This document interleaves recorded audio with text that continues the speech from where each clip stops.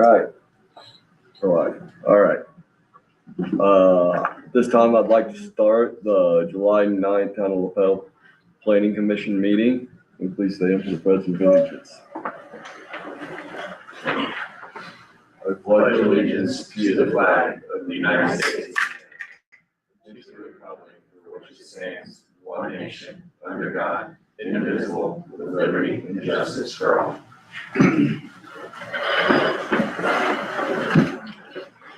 Can I please get a roll call? Commission President Wood.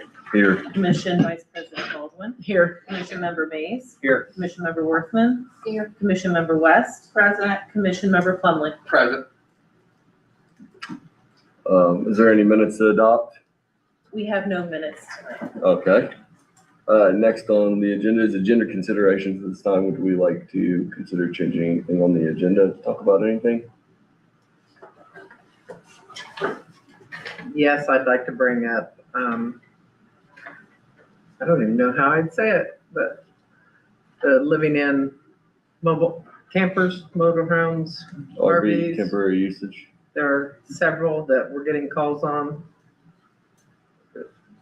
We also have one directly in town too. I'll second the motion. To add it to the beginning, before old business, Do you take it by consent or by vote? by vote.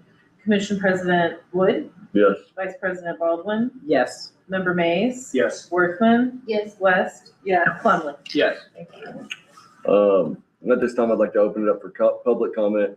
This is anything that's not on the agenda, you are on the agenda as of now.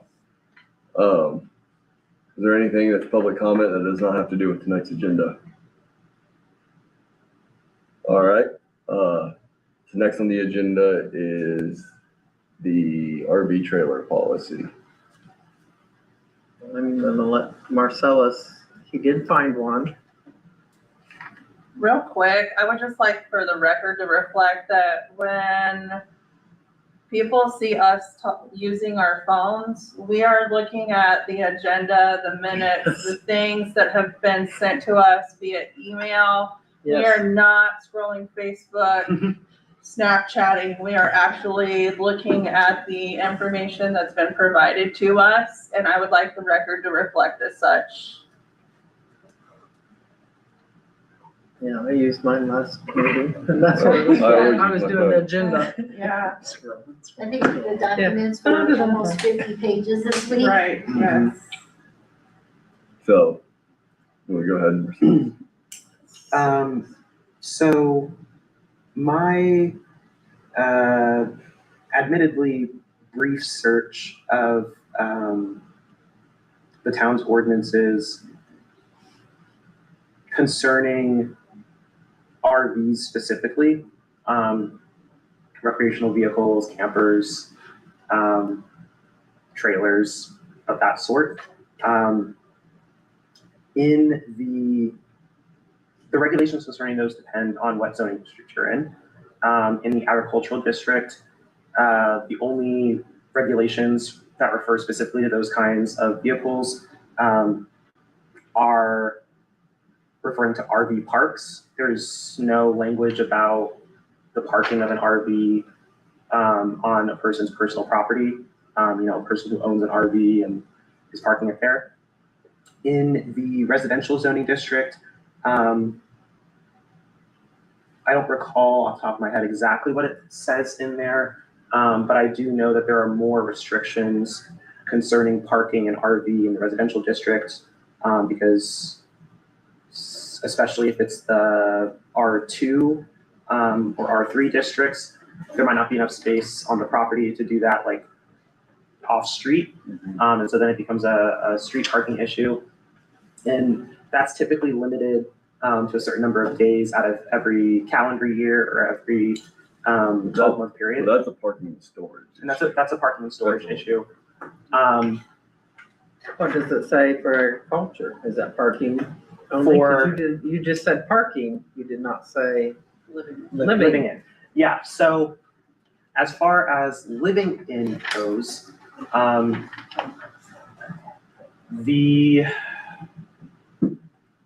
there is no specific prohibition.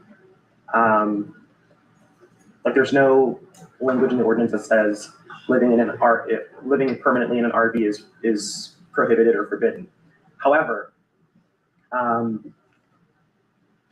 therefore, the way that we would approach that is, since it's not expressly prohibited and it's not also listed in the allowed use table, it might be something that would require either a use classification or a special use permit. Would be allowed to do. Could it fall under, I was trying to read into this a little bit prior. Could it fall under a temporary use permit? So I think, and that would kind of depend on exactly what the situation is. So, for example, the ordinance does allow you to construct a construction trailer on a property for the duration of construction. That's a temporary use. It doesn't require a permit. Getting the permit for the building that you're building allows you then to build this, construction trailer. Now, that's envisioned to be, a management sort of an office space where construction management is occurring out of that trailer. However,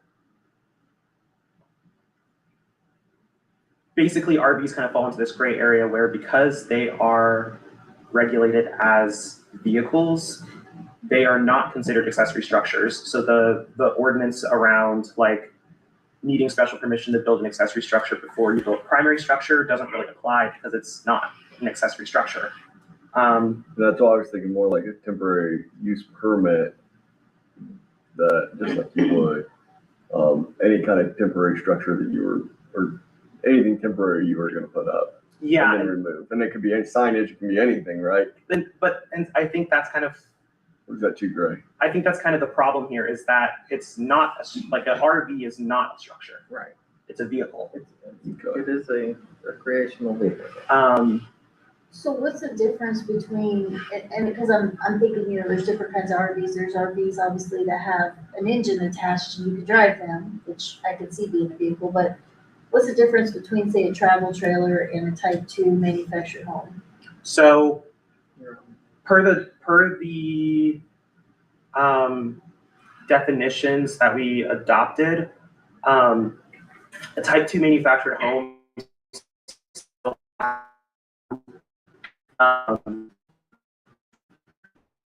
like bear the compliant standards. It still has to also be greater than 400 square feet. Or there was like skirting and tie down. It still has to be like permanently, placed. Something electrical has to be run to it.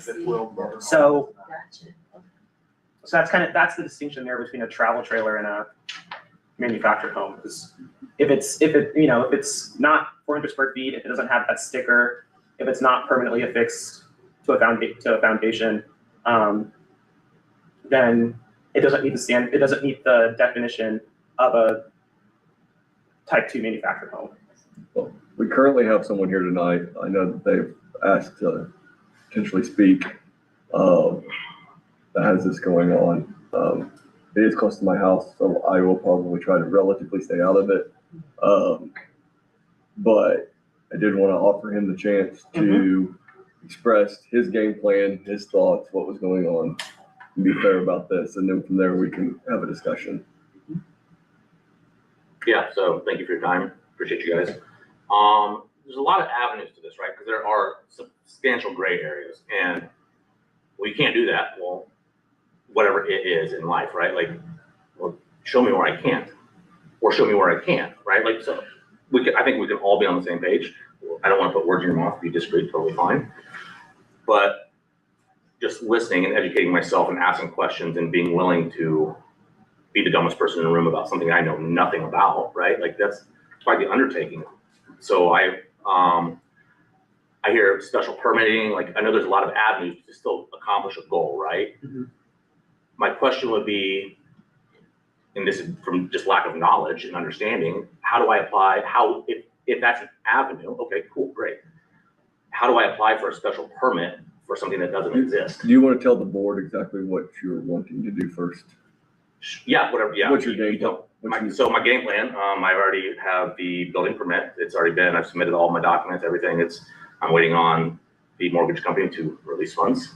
So I'm simply waiting. I have to have a place to stay with my family. Can you pause? Not everybody knows who you are, believe it or Yeah, not. sorry. My name is Joey Bodenhorn. I live at 3982 South State Road 13. So I guess without rambling, how can I best assist, or I'm not saying plead my case because I'm not pleading anything. I'm down to play by the rules, but when there's nothing there, I feel lost. So I will please ask questions, but my game plan, like, which way do you want me to travel down this road? So what's the best way to tell you what can I say? Like, I have no problem speaking, but what is it you're looking for without me just rambling down a tangent hole? You're like, bro, we got it. Come on. So how can I best answer questions? The game plan, I have a building permit. I'm waiting to break ground. I'm waiting for, insurance or not. Insurance already sent the money. I'm just waiting. I had to send it. I had to endorse it, and the mortgage company has to endorse it. They keep it. They pay it out, and when they see fit. Well, that's above my pay grade. And I think the questions were asked, if I can, Yeah, go ahead. when we discussed this several months ago. Okay. And the gentleman that wanted to live on his property, he was denied. But I think people are seeing it and not knowing where you're at, what you're zoned, and that. Yeah, for So sure. Doing I research think is hard that for a lot of was people. the main thing that needs to be Yeah, talked about, So I'm because zoned ag. I have, again, the building permit, not to keep repeating that, but it's like, right. I need a place to stay. If you want to hear the story of why I need a place, like, I'm happy to talk about any and absolutely everything. I'm a no stone unturned. If you ask a question, I'm going to answer. Just know that. So, but yeah. I'd be curious to know if you are currently hooked up to any utilities. So I am not currently hooked up to any utilities. Okay. I would like to be, and I plan on being. I've talked to my electrician. I gotta get a new power box. For maybe you know, maybe you don't know, those listening at home. I lost everything in the storm last April. So I actually got off the phone with Duke today. They have to cut the power because it's still to the box. So the electrician can run if permitted or not permitted with whatever it is or temporary power. And for the toy hauler that I have, that is 45 feet long, it's over 400 square feet. Every one of my kids has their own bed. There's bathroom and bath, full shower, the whole nine. But it has 110 gallon fresh water tank. The septic, obviously you guys know what RVs are. I don't think I need to describe how it holds its own. It has an onboard generator that runs 24/7 provides me power. I can cook with on my gas. I think it's a 3 or 4 burner stovetop, microwave, refrigerator. It has washer and dryer hooked up in the back if I so choose to take out the sink and install a washer and dryer. Do you have water hookup? Do I have water hooked up? Water, or how are you getting the water in there? So you fill it? Well, I know that. Are you on a You're well, using you're all on the well, hose. or? No, so I filled it at Okay. another place. But Okay. the plant I would also like to, again, once all the electrical and stuff is up and running, that allows the pumps to work, to tie in somehow, if possible, from somebody that's smarter than me with this stuff, to run a water line over so I can just not have to worry about it. I'm on the well, you know what I mean? So I do understand there's some disdain from some people, as I know there's been pictures floating around, and it's upset people, which that's fine. You're allowed to be upset. Come have a conversation. Totally down for that. Or we can also do a written complaint if it so bothers you. That is well within your right. That doesn't bother me. So I have a lot of questions and just trying to understand rules are rules. I thrive in that because there's no gray area, right?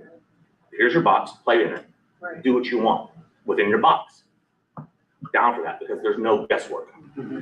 There is a substantial amount of guesswork between, was it R1, R2, and V ag, whatever I apologize if I got the numbers wrong, but there's substantial differences between all three, and that's fine. I understand why there's differences because they're different parts of the community, but hell, it's not that big, in my opinion, to have like 180 days versus 72 hours versus not really anything on there for living, not living. At the end of the day, I believe that every person, no matter race, color, creed, political affiliation, is trying to do their best, for sure. I can promise you the night when we lost everything, I wouldn't wish that on anybody. And I'm just trying to do my best for my family now because of extenuating circumstances. And if people are so, what's the kids' word nowadays, triggered by that, you got a pretty good life, right? We all have struggles. We all have tribulations, if you will. And that's okay. It doesn't make you bad, doesn't make you good, but help me understand why this is an issue when there is really nothing in writing that says you can't, when we've got a whole other world of problems, and I'm air quoting for people that maybe don't see me online, that could be addressed. This is just blaring because it's on State Road 13. And I told my better looking half, I said, oh, just buckle up. Somebody's gonna complain. I had got it last evening, and by 7 o'clock, I'm getting text messages that somebody's complaining and sending pictures because they're so affected by it. They felt a certain way. Again, fine, come talk to me. You drove by my house into the barn lot, but didn't come to me. You're not wrong for that. Just like I don't feel like as if I am wrong for trying to play within the rules of something that's not really specifically written or, yeah, so like gray areas are kind of a, I don't know, I can start to ramble, I feel like, but I want to gain knowledge because life is already hard enough, I don't want to make it harder. I'm trying to do my best due to extenuating circumstances. And if we want to talk about those, I'd be happy to talk about those as well. On record, off record, I don't care. Again, nothing to hide. But I'm trying to do the best, like I said, the night of the storm to protect my kids.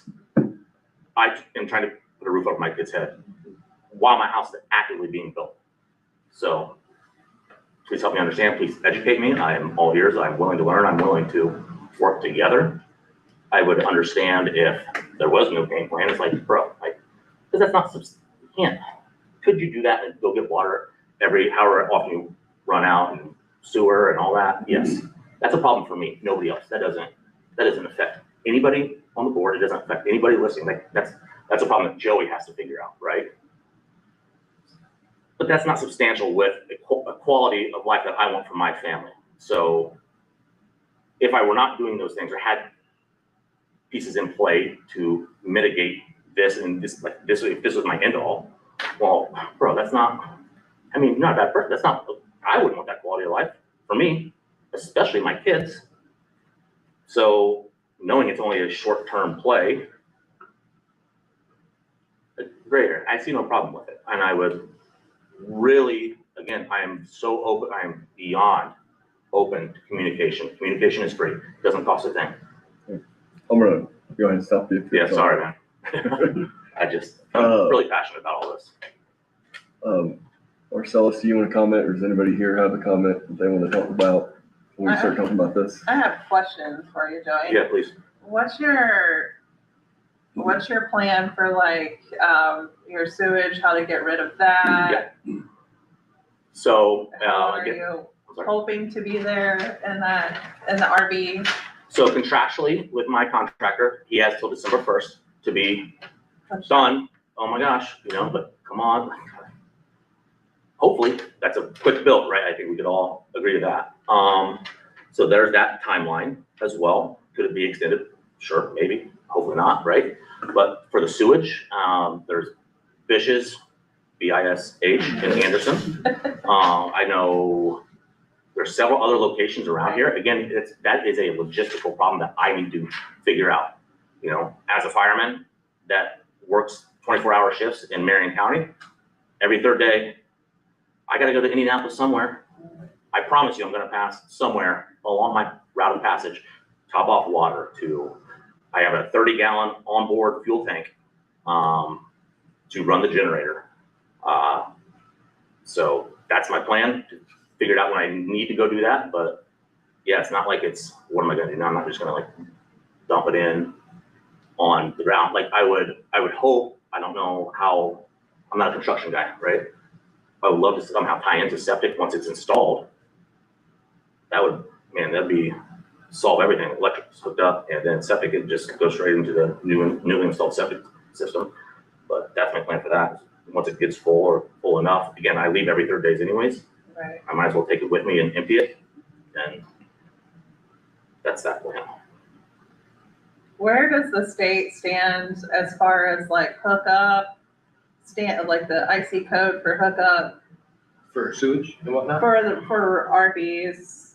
Because I know there's correct me if I'm wrong, I'm pretty sure there's a state standard on the hookup for RVs as far as as hooking up utilities to an RV, and what does the IC code look like for that? There is a state standard. I don't know off the top of my head. I can look it up, but I guess I'll interject here. Because I've been looking at this as well, and procedurally, I think the best option here, and Marcellus can correct me if I'm wrong here, according to the UDO, if it's not expressly allowed, then it's prohibited. And of course, there's wiggle room of, well, can we get some clarification on this or that? But because of that sort of wording, I think the best course of action here is that this would technically be prohibited, and therefore it should go to the BZA. It should go to the BZA for a temporary deviation. And I think we've heard what the plan is, and this is temporary. And I think I don't know that there's questions on that, but if you guys have questions on that, ask. But I think it should go before the BZA for a temporary deviation from the zoning ordinance, just because it's not expressly allowed. I think that would be my legal analysis of this specific issue. What's your thoughts? I agree with that. That's what I would have suggested as well, is that you would apply for a Variance. I would say you would apply for a special use. Special use. And that would be heard by the BZA in a public hearing. And I can give you further instructions on how to do that. I have a question. Mhm. Since this is now just in the last year come up 4 times, 5 times, it seems like maybe it's something we need to talk about to put into the UDO. I agree. I think there definitely needs to be more clarity around it. Because we've already told people out on Brookside they couldn't pay. We have people now living in town on 8th Street. We have people living in town Right at the stop sign. right at the stop sign. I do want to, Okay, so more than 4 or 5 times. I do want We to throw, need to address it. I do want to, on somewhat on topic, throw in the fact that the house that we talked about last month sits across the street from the school, the RV. For the record, we were not allowed to speak on that one. That is county. Because when everything got annexed in, Huckleberry Lane, I think that's how you say it, yeah. Hackleberry, I knew I had it wrong, Hackleberry Lane. So Hackleberry Lane, everything, Hackberry. Saying hackle. dang it, that road, That of the road school. down there. You see it, yeah. So that's all county, both sides, east and west of the road. South of there's county up till closer to where you get to Joey's place. And then the east side of the road going north across the school all the way to 132 is county. So what happened was when this annexation, just clarification for everybody new on the board, when the push by the people to force LaPel to annex happened, signatures were signed, we created an island. It's not technically allowed, it should have never happened. But because the people weren't upset of saying anything, saying no, because they were the ones asking for it, the town was kind of against the whole thing, but ended up forcefully accepting, is my understanding, as before I was on the board. I was just a 18-year-old kid signing my name. But we ended up accidentally creating this island that now we work around. And sometimes I forget, and it was definitely brought to my attention after that meeting that we had no right to speak on that, and it was not by the homeowner, it was by somebody totally else watching. And I was like, nope, you're correct. Yeah. So I will make it known. Education's great. And that's why we couldn't make them clean up all the vehicles that are always on the four-way stop. What is I understand the downside to, just allowing people to do it anywhere, anytime for an indiscriminate period of time with no end in sight. But what is the downside to creating something that says that there could be a temporary? Like due to an act of God type scenario. I don't Or even think it if has I to have a be. family member come in and they stay in their RV in my driveway for 3 days for a race weekend or something, I mean, what is the downside to that, I I don't guess even is what think I'm you can asking. do that. I know, and I mean, I'd be honest, I personally had people stay in my camper that came over and visited. I treat it like a spare bedroom if someone needs to spend the night. Airbnb. I mean, it's probably not. I don't charge for it, but yeah. Yeah, oh God, please don't say that out loud. I think the worst thing that you have coming out of that is just to what you asked Joey about was where you're Where gonna are go you about it. gonna? No, I mean, that's the big, that to me is the big. I think future taking his situation out of it, just the general ballpark conversation on where we go with this. We can have the discussion on which districts is allowed R1, R2. I think ag's probably the easiest one to come up with a conclusion because you know it's minimum 2 acres. I think if we have a max amount allotted time when we rewrite this and they can show sewer and water hookups, I don't personally see the problem. If we said 1 year, so 12 months, max, it can't be extended. Sewer and water has to be hooked up. That's if they want to live in. To live in it, yes, correct. But I mean, if they're visiting. Well, construction, if they're just pop it in visiting- the house to use the restroom, I mean, I don't know how long you say for that, a week? that's what I'm saying, like. If you're using I it think as depends a, on the zoning. yeah, and zoning's gonna matter deeply, right? You're not gonna be able to easily do this in town. Yeah, no, You're not gonna have hook up for sewers, you're not gonna have, mine does. Yeah, but you okay, can you might, but, pull in. or you have to somebody's prove it. driveway and stay Well, in. my aunt had a pad and sewer put in for their many, many years ago. No, I don't, And we don't want to turn into Florida where No. everybody's having an RV park I and, don't you use mine. know. where are the Florida people gonna go when it's warm? Right? Yeah. But I No, mean, I think there's a difference between saying, okay, for a short yeah, period of time, if, they're just spending the night or two, you got some family coming out of town, they're gonna sleep in your camper. I just wondered if there was something I I wasn't don't- thinking of. I guess my view on that is you would allow someone in town to pitch a tent in the backyard, wouldn't you?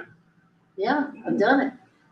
What's the At difference? parties, said there's tents in the backyard, you can't drive home. Yeah, at that point, what's the difference? They're going in your house using your facilities. Exactly, or airing out your pop-up in the front yard and the kids say they want to spend the night in So it. we will address this like when we start doing the agriculture Yeah, I think, standards and all that. Is that when we will throw this in? yeah, I think it's definitely worth revisiting these standards and when we go through the various zoning, I mean, however we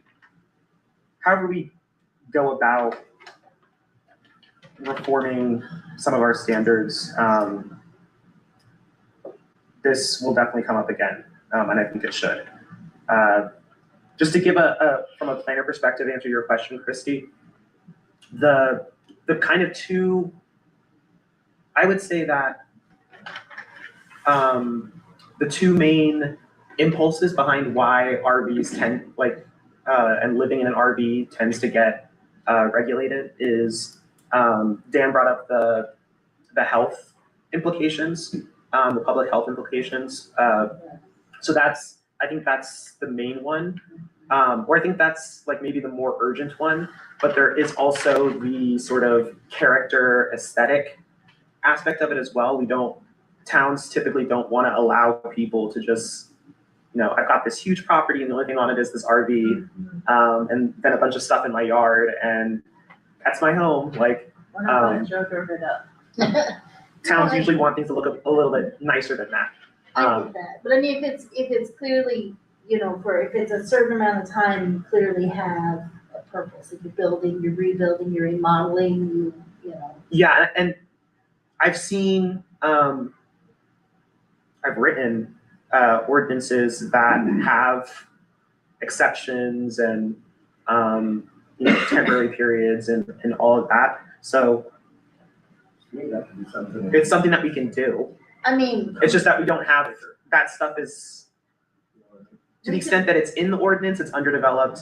And there's places where it's just like not, like I mentioned in agriculture, it's not really mentioned at all. so he's ag, right? Mhm. So we can look at his beautiful, probably cost more than my house, toy hauler, or he can pull in a 1947 broken down, single wide, slap it up on some blocks, and he'd be perfectly within zoning, Right. and we'd be looking at that. Yeah. Just saying. Hey, I heard you need to go get a 1946. That's what I heard. Right. So, okay. I mean, rules are rules. No, I'm not suggesting I- that. I'm just saying, like, If there. that's a lot, that's what I'm saying, I'm not trying to Well, that's cause issues because- for anybody, but if that's the rules, I am so, I'm not Roger suggesting that, that. please don't go do that. but if that's the Yeah. rules though. But my point is that, like, if the aesthetic is the concern, then, It's already said he needs to. yeah. I think, Yeah. I think very quickly we could, and I dealt with this, we went to North Carolina after the floods and Texas after the floods. And going to North Carolina, we towed a travel trailer down there. And Texas and North Carolina in disaster zones created an emergency ordinance that you could park a trailer if your home was being rebuilt. So I think that would be a really easy addition to whatever we do here, is just say, here's an emergency situation, no matter what it Right. is. Your house is totaled, it's unlivable. You apply for that, it quickly gets granted, you can Yeah. park your RV there, but then you have to provide monthly updates. Hey, we're building, or we're making progress. You could be a year out from starting building, but hey, we're in the zoning phase, we're in pre-planning, we're this. And so I think very quickly we could add an emergency contingency that just says, if your home is unlivable for some reason, you can locate there with an RV, meet these criteria, where you dump and that kind of stuff. Right. Make it a quick process, not something that has to go to planning necessarily, BZA to get the zoning and all that. I don't know. Go ahead. I have a question, I think it might be for Marcellus and William, just so we can clarify the process. So if Mr. Bodenhorn needs to go to the BZA and you'll help file the special use request, Mhm. what's the timing look like from there? So, there is basically a month between the submission deadline, and the next BZA hearing that application would be heard. So depending on how close to the deadline it is, that's really what's determining how long you wait. Like if you were to get it in, and the deadline is more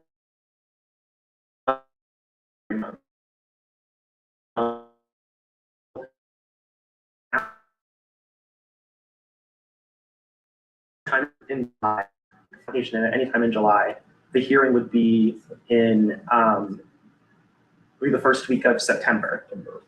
So I guess the question is, before he takes off, where does he stand between now and then, if that is the path he is going?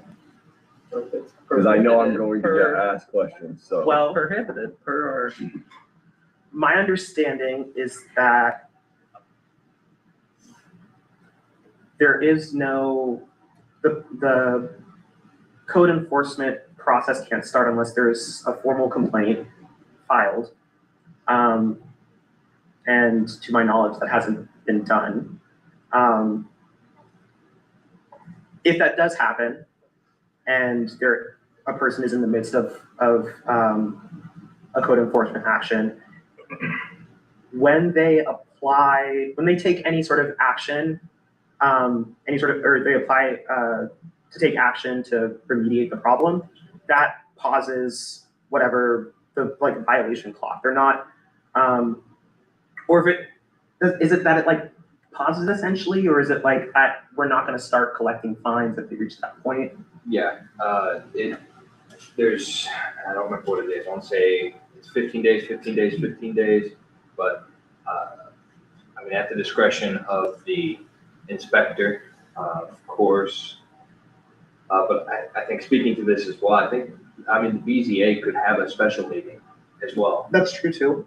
according to their bylaws, to kind of move the process along quickly. But yeah, as far as if, it sounds like we're taking the stance that it's prohibited because it's not specifically enumerated as a use, then once there's a complaint made, an inspection will go out there, and then that starts the clock. There's 15 days from that point to bring it into compliance, and then after that, there's another 15-day window of, I think it's $25 a day, and then after that, there's another 15-day window of $50 a day before it goes to court. Then, But how does that work? But I think if Right. someone applies to fix the problem, my understanding is that essentially that stops that timer, or we're not. at the discretion of the inspector, which I would assume would be the case here. It's their call. It'd be 'Cause Dennis's call. They're in the process of fixing it, and it's not their fault that that process takes time. Right. Is my understanding of it. That's a ton of information. Again, I know nothing about any of this other than what I've self-taught.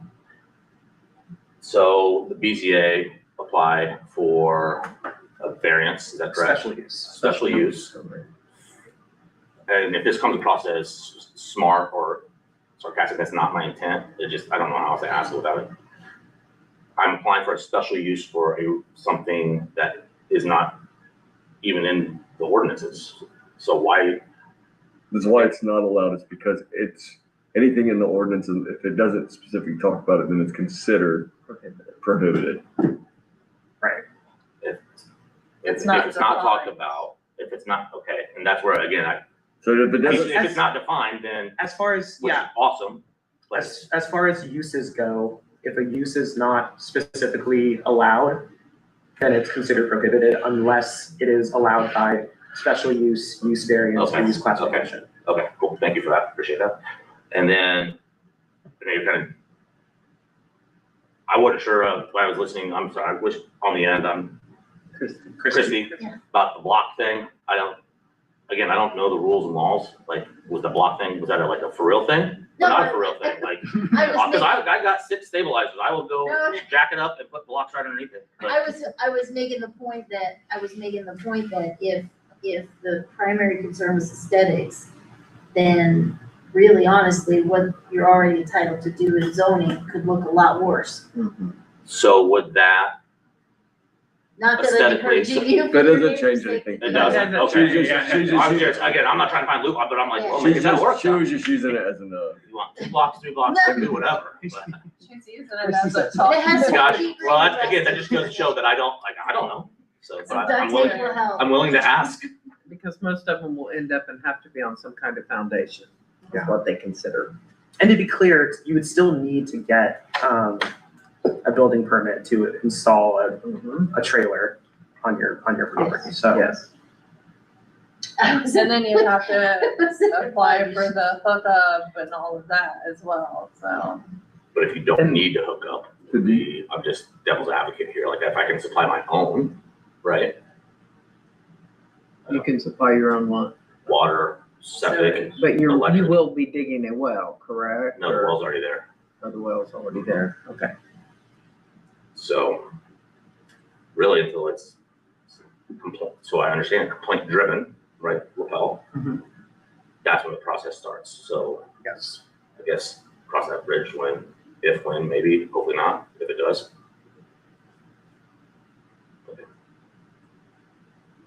do you have his information? That way you don't have to stay for the rest of the meeting. I have the phone number. Do we have anyone else? wanna just, let's just be, write down your email Yeah, address. take it. Did anybody else want to speak on this? No, you're out here. Okay. So you said we're gonna revisit this as part of to see if we wanna insert it into the UDO? Yeah, that side of it, we'll revisit his personal situation for now. Oh, yeah, We'll go yeah. to the BZA.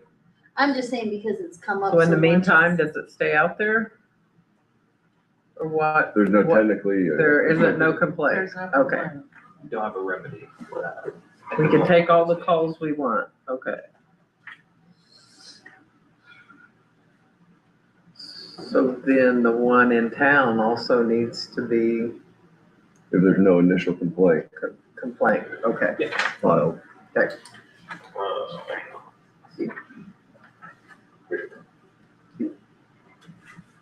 All right, is everybody good on the subject? Ready to move on? Thank you guys, appreciate it. Next on the agenda, old business, we have none. New business, public hearing, housing standards. Alrighty. The beast. Thank you. So, in order to comply with House Enrolled Act 1001, we're required to hold a public hearing on the town's ordinances that govern the development of housing. And with the goal of considering any amendments to those regulations that might increase the production of housing. There are nine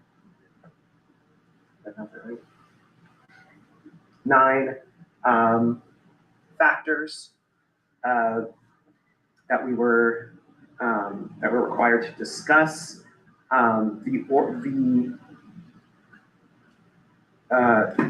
HEA 1001 does not require communities to make any specific changes or make changes at all. It only requires that we have this hearing to discuss changes. But that being said, I do think that this is a good opportunity for us to look at our ordinances and update and modernize them, because I do think that there are changes that could and should be made.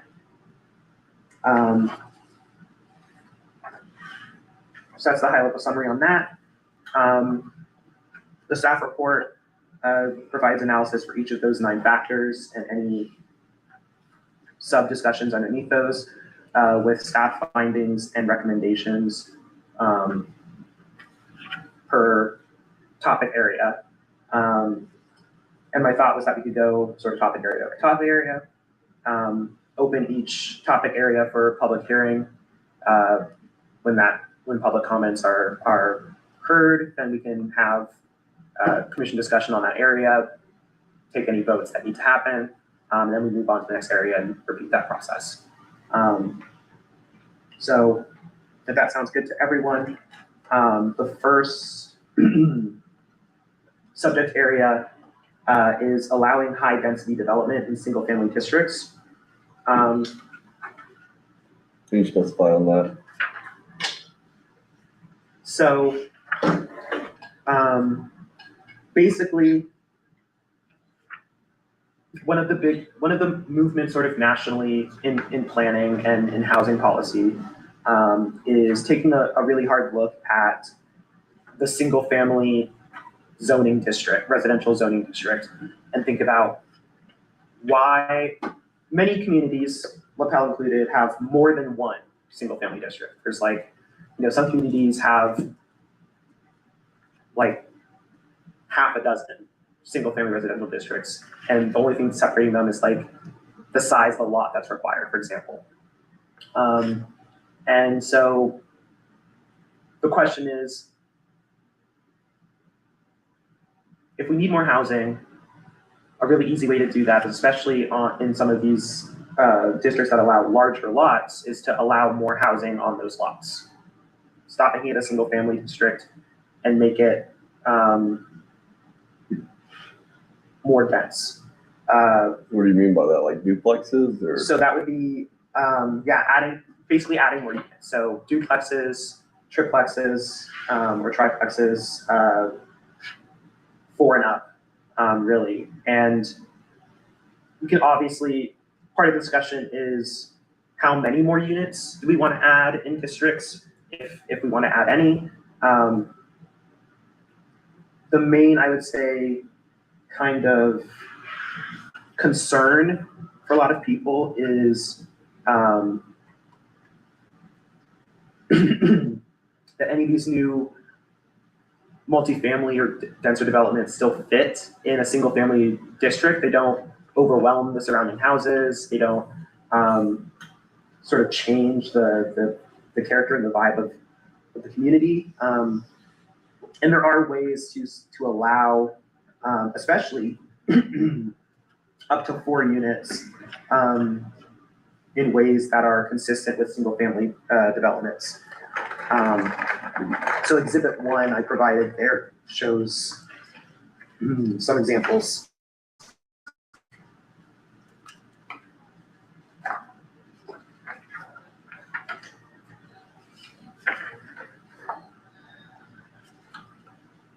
Most of them I think are duplexes.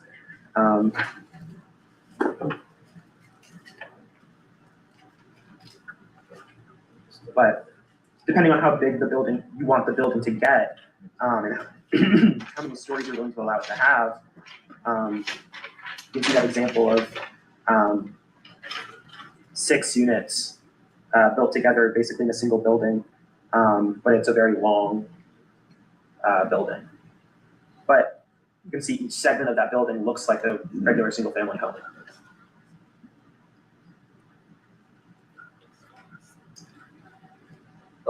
And I think with that, I'm looking at the one right here in Avon, the mirrored duplex, traditional mirrored duplex. I do see a trend in those. I've noticed a lot of those have been going up recently. Especially Hamilton County. Yeah, Hamilton County became very popular with them. Yeah. I do, especially like in something like that, I personally agree that fits housing more than it does. It fits single use more than it does like apartment areas.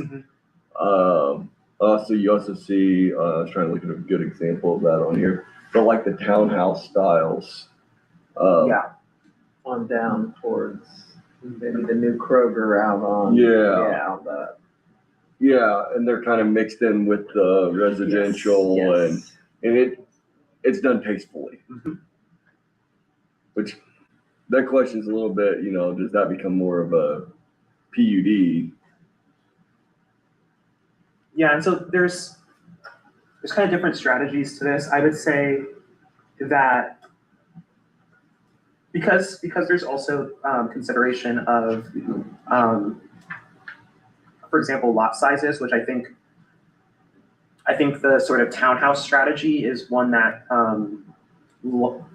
lends itself more towards, like, the reason why you can't build a townhouse in some communities is that the lot size requirements and the setback requirements basically prohibit that form. Because most townhouses, the house itself is on its own parcel. And there's just like maybe a 0 lot lines that the house next door is touching, but they are 2 separate parcels. So that's a lot size issue. Whereas I feel like this one is more like, how many units are we allowing on any one parcel? Question though, just looking at this mirror duplex, or even the 6plex or the 4plex, I mean, these are giant structures. Realistically speaking, when we look at in these residential districts, the lot sizes that we have, would they accommodate something this wide and still meet the requirements for setback from the property? I think the mirrored duplex definitely would, where you're just talking 2 small ranches that equal, I don't know if you've driven through some of those, that equal the size of one large house. Gotcha. And like same for maximum property coverage and all. Right, so like that becomes an issue of how the lot development standards interact with the use standards, because As Matt pointed out, like there, I mean, if each unit was 1,000 square feet, then you could put a duplex in the same footprint as a 2,000 square foot house. And there are lots of those around LaPel. So it really is just a matter of how those two sets of standards interact and what, therefore what design strategies towards that building then have to do, because the building can get deeper, can get taller, or can stay wide. It just kind of depends on what's required per the development standards. Yeah, all them ones off Union Chapel Road, Yeah. if you look. that's There's some right there behind Meyer in Noblesville too. There's a whole been- neighborhood. That have of them. that, yes. Patio homes. My opinion would be, and just an opinion, my opinion would be two, and just basically say only duplexes.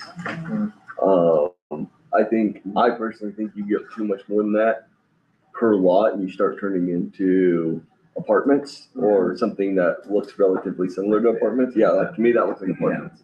And a Crazy. duplex kind of looks like a house right now. I mean, Do what? a Correct. duplex Correct. looks It's like a double garage house, Yeah. And it does still allow that, it gives a nice, in my opinion, it gives a nice middle ground for somebody, whether or not, if it's an affordability issue, it gives you more of allow someone to easily move into the town that's not quite having to buy full price of a house, but yet they're not living in an apartment, as well as, they became very popular for retirement communities where Right. where someone takes care of all the property for you. Yeah. And the housing for you, because it lowers the cost of upkeep on the structures. So it does offer us the chance to allow elderly, I say elderly, not elderly, well-aged people homes, sorry. Retired people. Retired people, you're not retired, we I know, negotiate, we already talked about this. You're young and Yeah. retired. Shovel No, out of the car for you.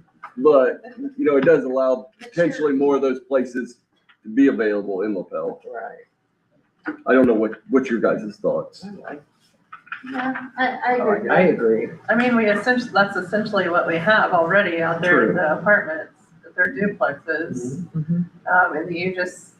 And it's essentially the same thing. There are some 3 units in one building per se. And I don't think they look bad, but I definitely wouldn't go over 3. I know I like it better than the townhouse that they proposed long ago. The But very if you first, look at the the very town, first go around, because there was not even anywhere for emergency vehicles to get through. I'm trying to think where that was at. Across from the school. Oh, yes. And Okay, then we had another one come in. Yes. But yes, when they first wanted to plot that all out, it was townhouses with nothing hardly. correct. I mean, our emergency vehicles wouldn't have got through. So, but the townhouses can be done right. I mean, you go look over in Carmel and, you have all brick townhomes Yeah, that beautiful. look like mansions. So, True. they can be done they can do, accurately. but it depends on who is going to be your builder and. So what are you looking for tonight? Are you wanting us to have a good standpoint on where we stand on it before the public hearing, or? So basically,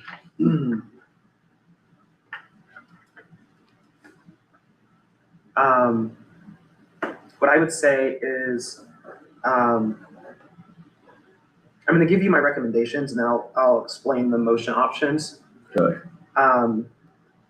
So what I wrote in my staff report, the recommendations on this section would be the easiest one and the one I think it sounds like there's agreement on is amending the use matrix and tables to permit duplexes in R1, R2, and R3. It's kind of crazy that even in R3, which is the multifamily district, duplexes are actually not allowed. They're not listed in the table. It says single family and then it says 3+. So I think that's the easy one. My remaining recommendations were consider allowing up to 4 units by special exception in R1. Consider allowing up to 4 units by right, and 5 units by special exception, or 5 to 8 units by special exception in R2. And then consider preemptively rezoning areas zoned R2 to R3. I don't think that there's any places that are zoned R2 that are yet undeveloped though. So thinking back on that, I don't think that's something we would actually want to do, but, unless there were such properties. And like I said, basically the way I'm thinking that this would go is, the motion options I provided here are to make a motion to create a subcommittee or, plan a workshop to discuss, explore, consider that topic further. A motion to instruct me to explore it further and prepare something for next time. Motion to instruct staff to prepare a text amendment to make that change, and then motion to continue the public hearing, obviously. So in this case, what I'd be seeking is, for example, you to take a vote to tell me, hey, prepare a text amendment that amends the use table, or prepare a text amendment that does that. That's what I'd be looking for, and that for each section. So where there's a recommendation you agree with, I would say make a motion. Go ahead. I would say make a motion to get that amended, to tell me to prepare an amendment for that. Where there's something that you just want to talk more about at a later time, then, make a motion to Continue. to either tell me to get more information or to continue that discussion to another meeting. I guess the question is, before we make a motion or anything, one thing I have a question for is, what's your thoughts? And I'm sorry, I was dealing with something with her on this too at the same time, because it was telling everybody we were in a park board meeting. So I fixed half of it, but I don't know how to fix the other half without disrupting me in the middle of the meeting. So we'll leave it alone. But is there certain residential zones that you think you would suggest that this apply or not apply to at this time moment?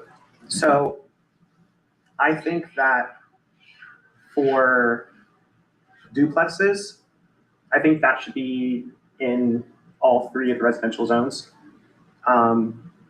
especially R3. There's What's R3? R3 is the multifamily. Oh, yeah. Yep. So like that one for sure, but I think that R1, which I think is the suburban neighborhood, and then R2 is the traditional. I think in town areas, it makes a lot of sense to have duplexes. And I can see the hesitation in doing them in R1. So I think, like I said, I think all three districts should have duplexes, but I think if there's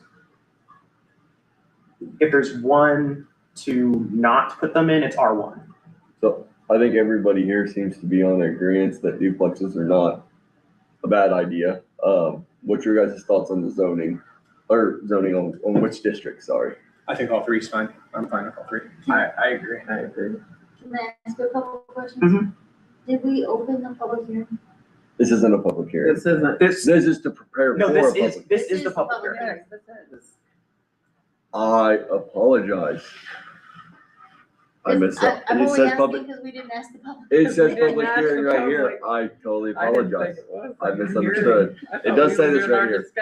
I'm sorry, I thought this was a discussion before we had a public hearing. No, this is the public hearing and And the discussion. the discussion. Thank you for calling that out. I'm sorry. No, you're fine.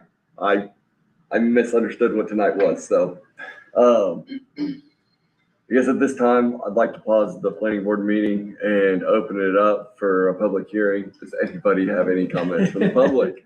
I don't know, do we have a way of knowing if anybody has comment online, or can they comment online? I think they would need to be here. I think it has to be here in person.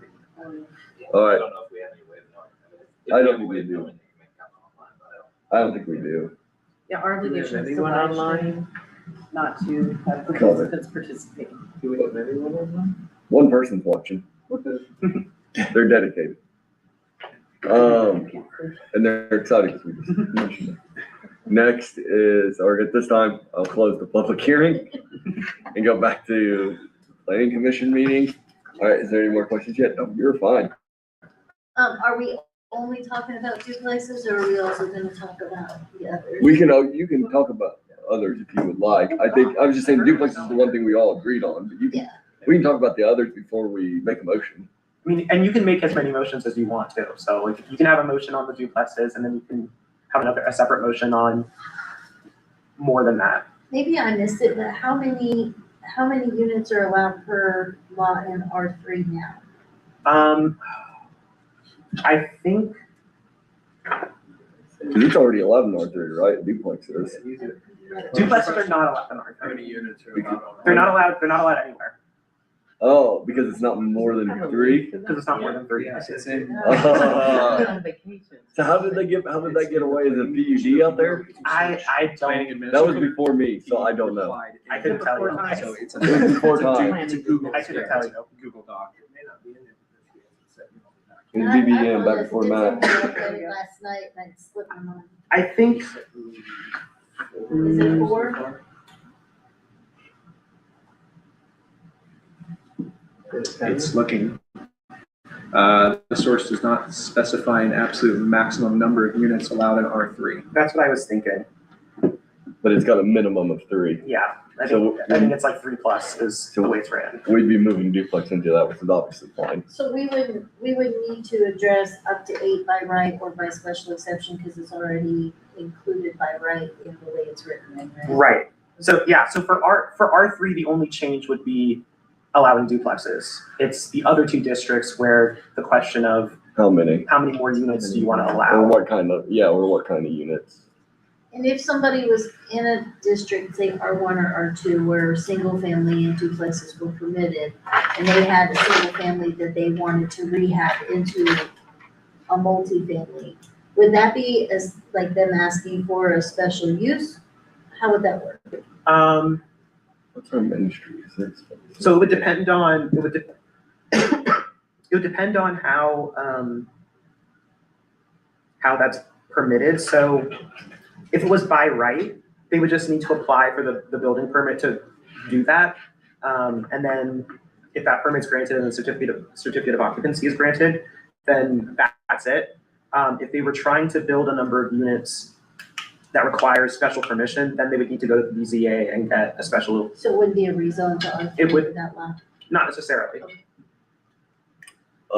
My concern with R3 is that also includes a portion of the main street. So if we're thinking, How does it, R3 does not include Main Street. That's C3, that's commercial. That's commercial. But C2 is commercial, downtown. I believe, by looking at the, zoning interactive map. That's what I'm looking at right now. By Conrad and Maine, Yeah, I think there is a district that is R3, at the north, at the north end, right? around Get-go. Woodward Park, there's some, That's Meadowview, right? Meadowview Apartments, and then right Right. behind that Is is. that the Oh, update, is that yeah, the that's- updated map too? That's where the apartments currently are at. Right, I understand that, but my question is, forward thinking, do we want to take into consideration about upzoning that area for specifically Main Street? That way, whenever we do try to, as a town, go for a beautification of Main Street downtown area, that is already put into place to think in that direction. I mean, I get what you're saying for the rezones, but what does that have to do? I'm confused on what that has to do with if we allow duplexes or not in R3. Because you're talking about rezoning it, right? I'm just talking like, if we allow duplexes or triplexes or anything, is that a look that we want on Main Street? Oh, I see what you're saying, because there is R2 on Main Street, there. There's also R3 on the north end. Yeah, the only argument I will go with the R3 on the north end is the R3 is already Yeah, apartments. it's already there. So duplexes would be better than apartments. Yeah. For what that's already zoned for. Do what? No, I'm just like, I can't say what I'm trying to say, so you're fine. I can't use my words. I mean, I would agree if you ever said at some point, if the apartments were to be sold, do you rezone it at that time?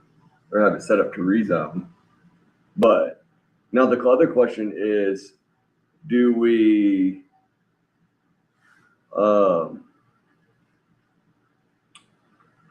do we set something up for, townhomes on Main Street?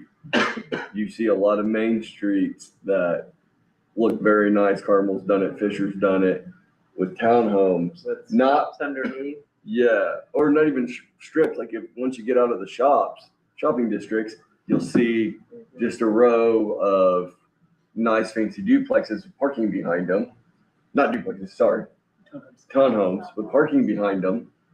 That keeps that beautification down Main Street. Now you want something like that just in the middle of town, but on Main Street, it goes with the aesthetics and the view. I don't know how we would word something like that to say we can allow that if we wanted to, if the board wanted to. Yeah, and is that zoned, how is that zoned, I mean, considered commercial, residential, you know, these townhomes that have the commercial on the bottom? Mixed, yeah. How would we?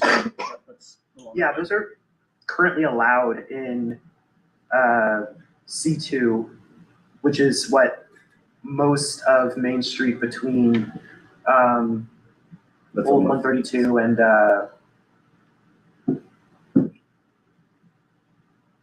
Eleventh. I think C2. I think Yeah. C2 extends at least to that alley between 10th and 11th along Main. So not all the parcels on Main are in C2, but I think, so we already have a zoning district that allows that. It's just a matter of if we then wanted to preemptively rezone anything.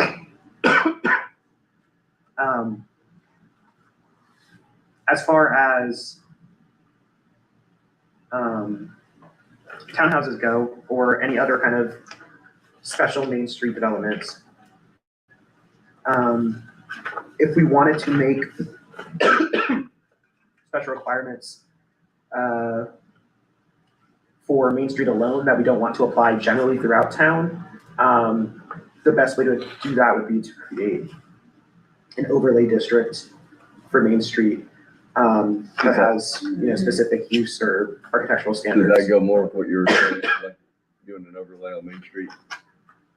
Yeah, like I'm not like it, yeah, and just like if those apartments that are already existing, if they're already there and they decide to come in and redo them and knock out walls and turn it into a triplex or quadrupleplex, do we wanna allow that in that R3 district? Right now, that's already allowed.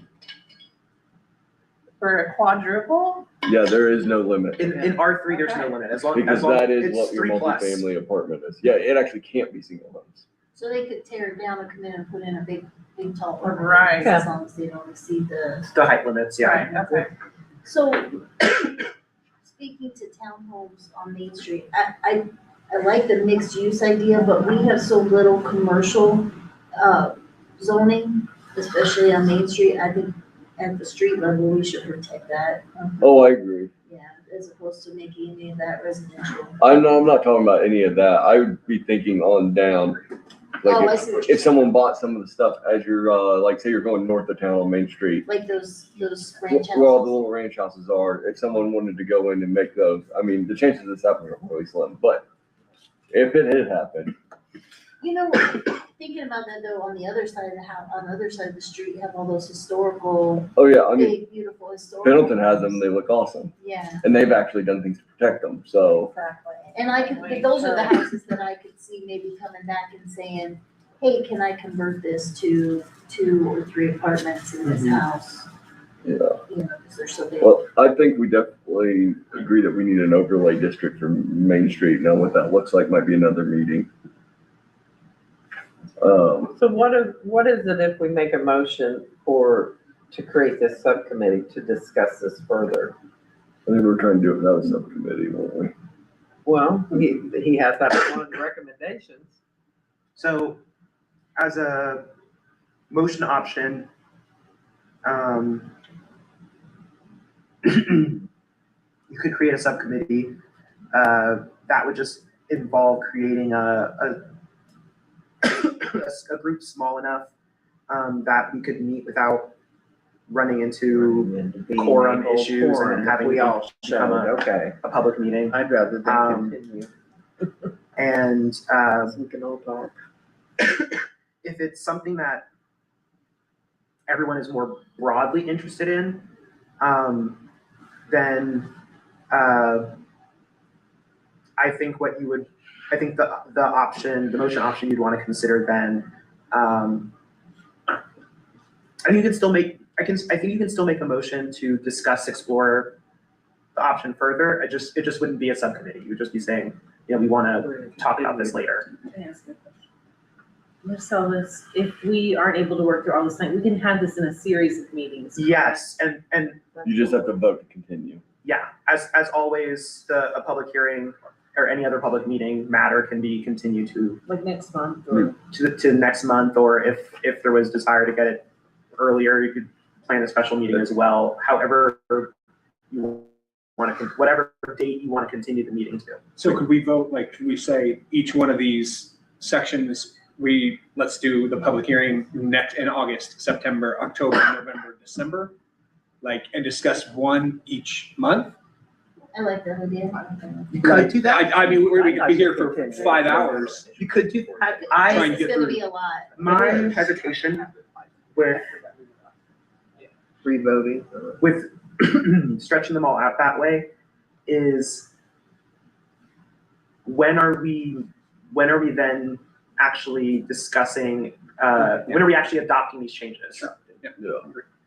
Well, we can make motions for, like, if this is what we discussed tonight, and we make a motion to adopt, say, duplexes, and if we can make that, can we conclude that piece and Yes. continue the rest? So if we Yeah. talk about one or two topics, because I can tell you, when we get to accessory dwellings, Mhm. cottage. It's gonna be so big. Courts, that's gonna be a meeting in its own. I guarantee there's big thoughts on all I of that. guess to get the ball rolling, since I think everybody's in agreement, I would make a motion to accept duplexes in all residential districts and to start the process to create an overlay district for Main Street. Second that. Commission President Wood, Yes. Commission Vice President Baldwin. Yes. Commission Member Mays. Yes. Commission Member Worthman. Yes. Commission Member West. Yes. Commission Member Plummer. Yes. Thank you.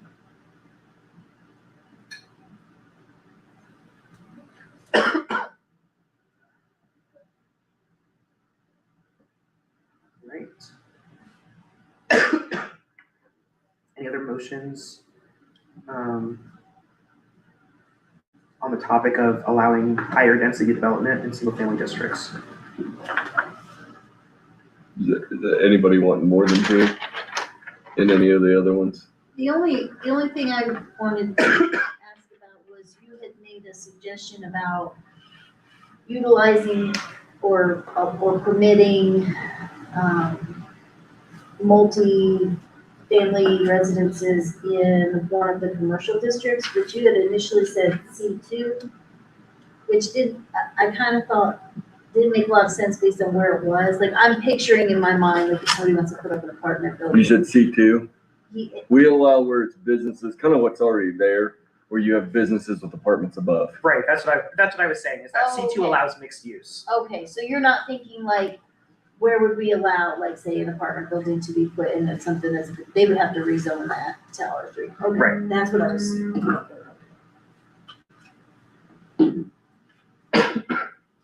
Is there any, as far as R1 and R2 go, because R3 I guess don't matter at this point, R1 and R2, for having more than a duplex?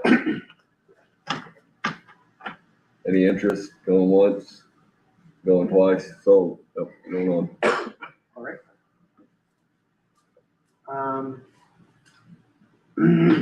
So the next section is allowing ADUs, manufactured modular housing, and other housing types. Allowing what, you said? ADUs. Oh.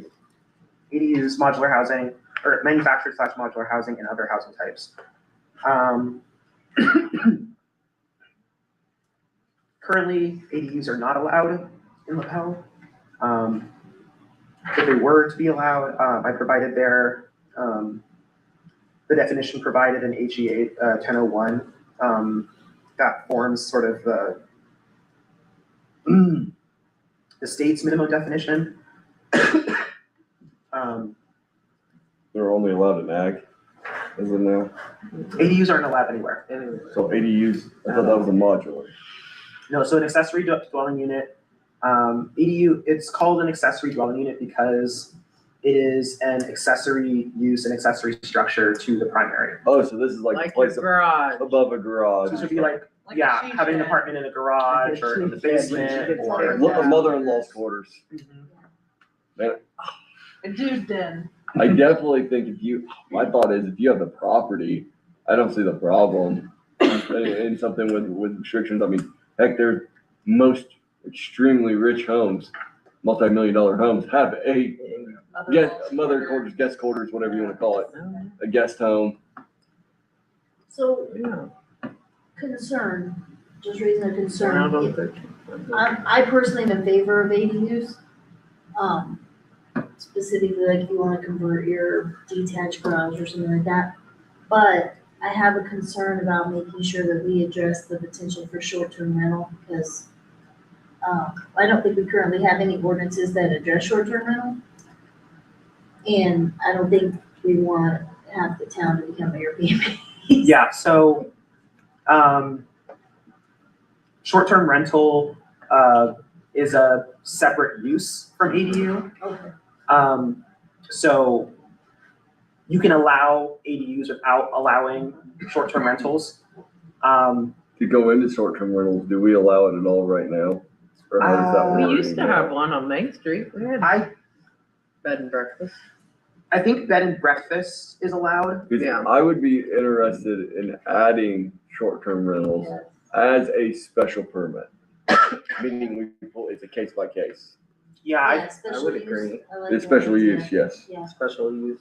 I think Especially there's, for R2, like an R2. I think there's something in the bill about, or maybe it's a separate bill, but I think there's there is state law that allows towns to create some kind of registration process for like registering short-term rental properties or ADUs that are being used in that way.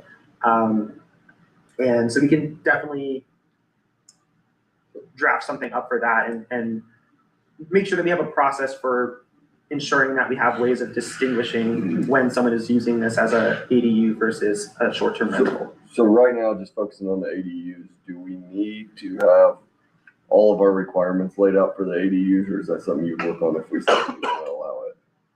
So, Because there's a lot of requirements that could go around ADUs. yeah, so if you do want to allow them, I would say that you would want to make a motion instructing staff to prepare standards for further discussion and review for ADUs. And then that way you can make the decision to allow them at the same time that you're adopting those standards.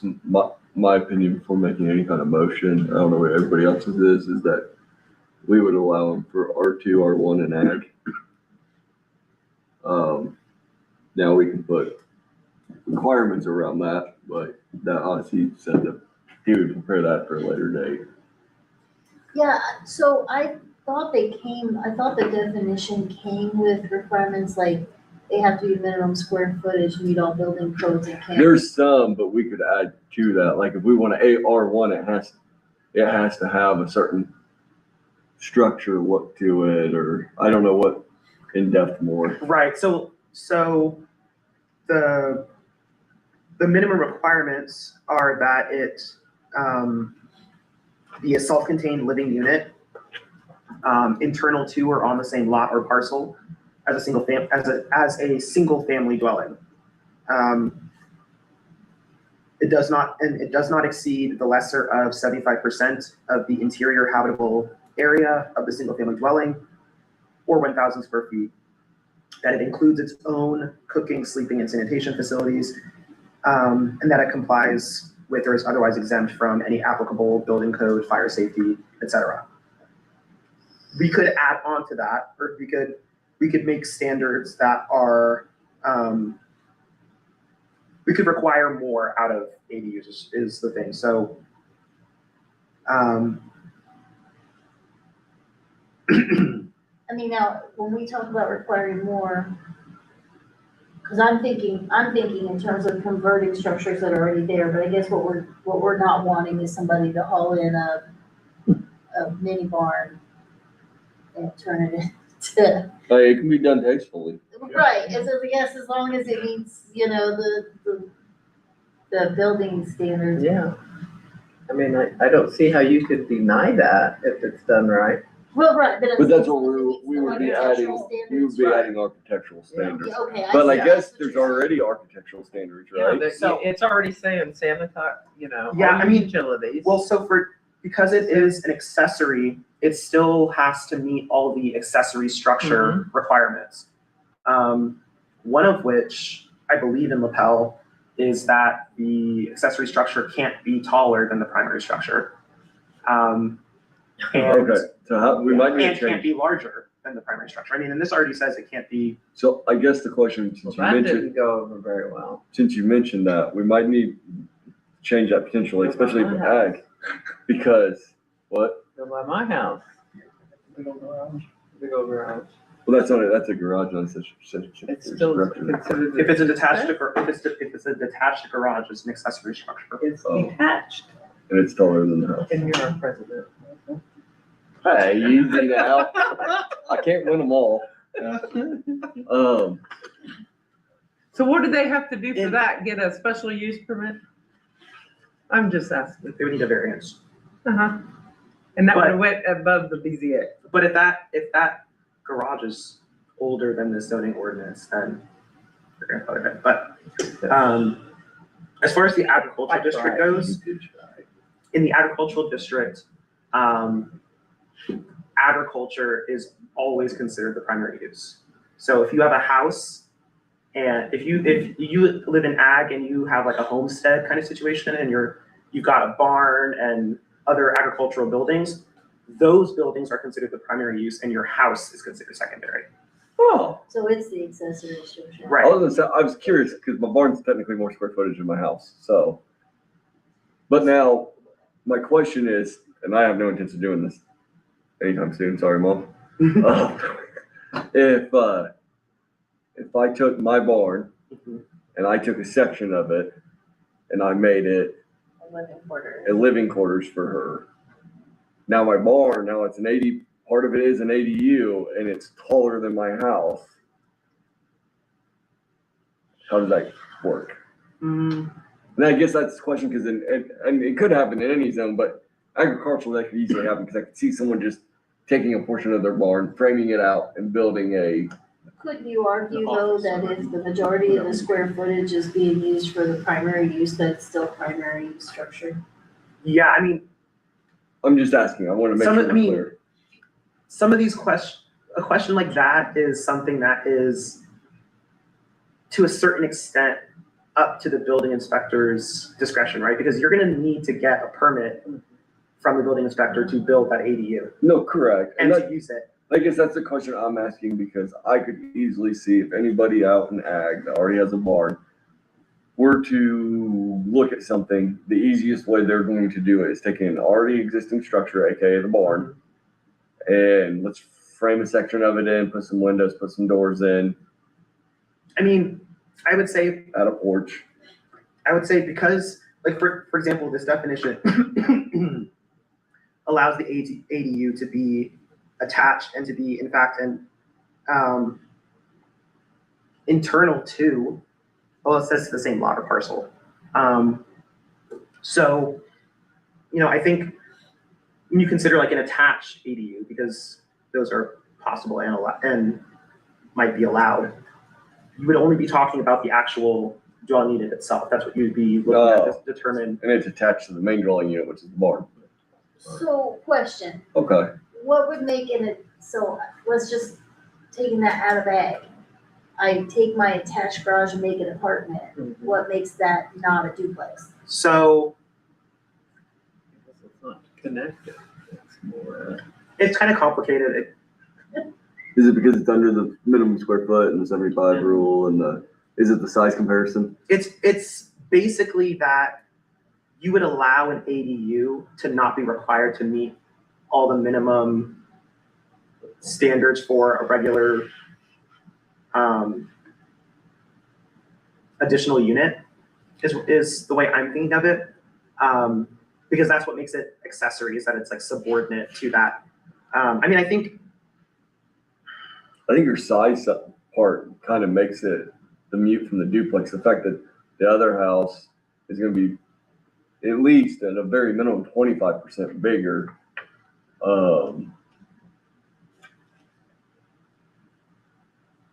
yeah, I mean, And square footage wise, it's going to be 1,000, what do you say, 1,000 square feet or less? So that's where I think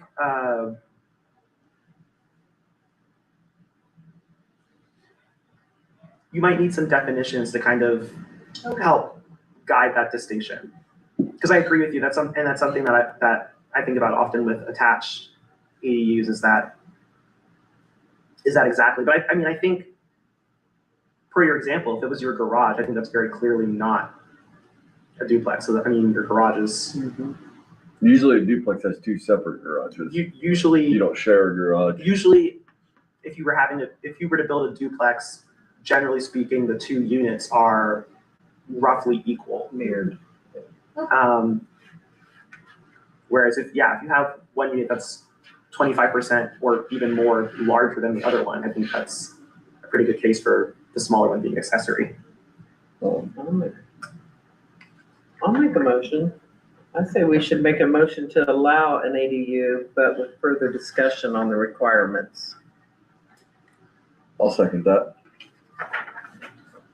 In all districts, Yes, all residential districts and ag. and ag. Commission President Wood, Yes. Commission Vice President Baldwin. Hey, Yes.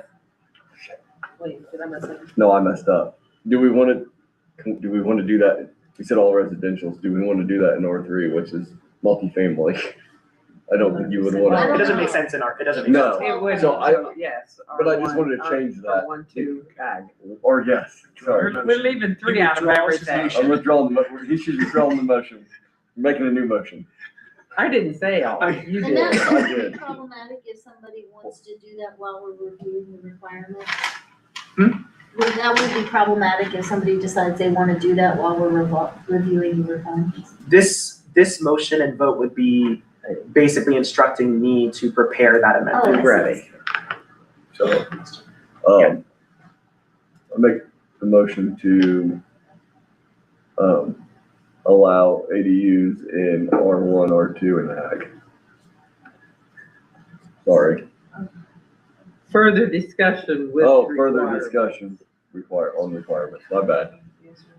I was focusing on not messing up the other. I have a couple second it. other questions for, Oh, you have more questions? yeah. We're gonna do another motion. Like, where are we gonna stand as far as how many ADUs are you gonna allow on a lot? Well, that's gonna be our further Yeah, that's what discussion. further discuss. All right, we can continue. Oh, actually, What? Oh, I gotta stop again. before you make your motion, I'm you have to sorry. allow public. Oh, my comment goodness. section. You have, I apologize. This time I'd like to pause planning commission. I'm used to only doing this once first thing, Yeah, I know. and open it up for public comment. Any public comment? No public comment. Closing public comment. Continuing planning commission. All right. Do I need to start it all over again? I think we have a motion to allow ADUs in R1, R2, and ag, pending further discussion and direction to Marcellus to draft language. You're really good at this. You should make motions. Wait, we need a second? you said. You seconded. Yes, I did. Commission President Wood, Yes. Commission Vice President Baldwin. Yes. Commission Member Mays. Yes. Commission Member Worthman. Yes. Commission Member West. Yes. Commission Member Plumley. Yes. Thank you.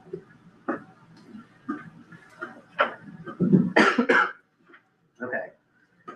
Next is manufactured for modular homes. We just recently made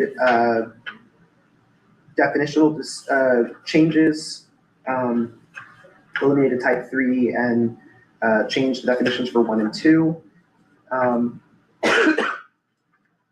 So the only thing